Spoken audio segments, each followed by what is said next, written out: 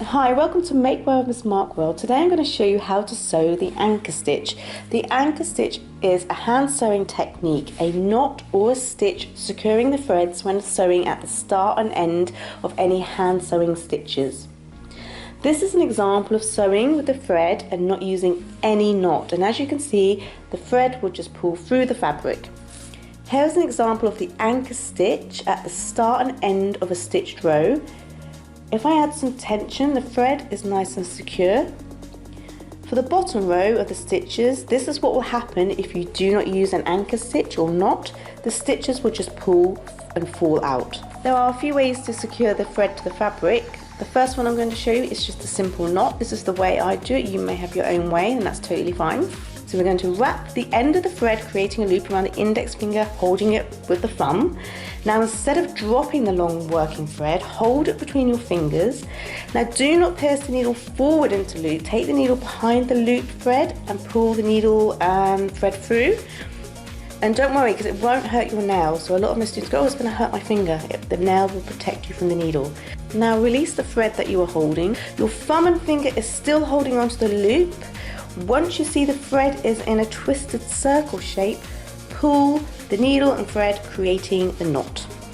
The knot technique is a quick and easy but not a secure anchor, and as you can see with some tension it can easily pull through the fabric. I prefer the anchor stitch as it is stronger and has a neat professional finish.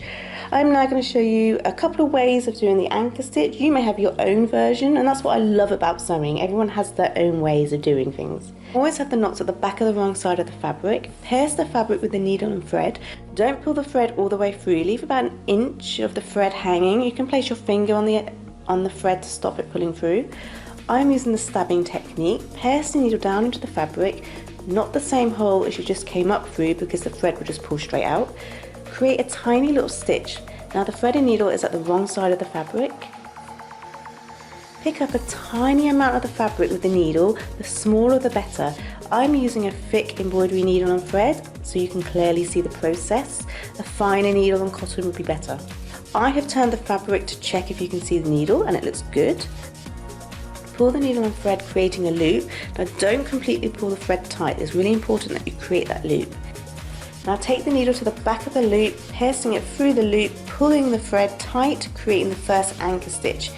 Repeat the process to create a secure stitch.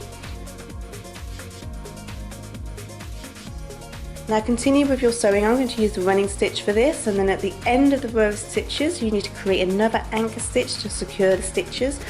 Always make sure the anchor stitch is at the wrong side of the fabric.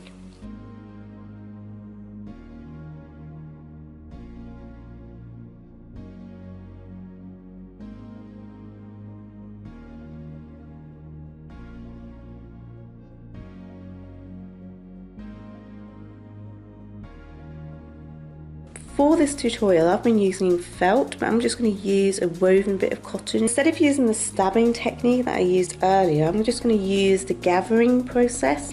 I'm just going to pick up a couple of the strands with the woven fabric with the fine needle.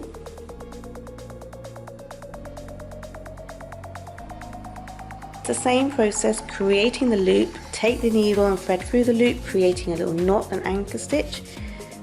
If the thread becomes all tangled, keep an eye on it and untangle it. As you can see, using a finer thread and needle, the anchor stitch is really tiny and you can't really see it. Thank you for watching the anchor stitch tutorial. I hope you found it really helpful.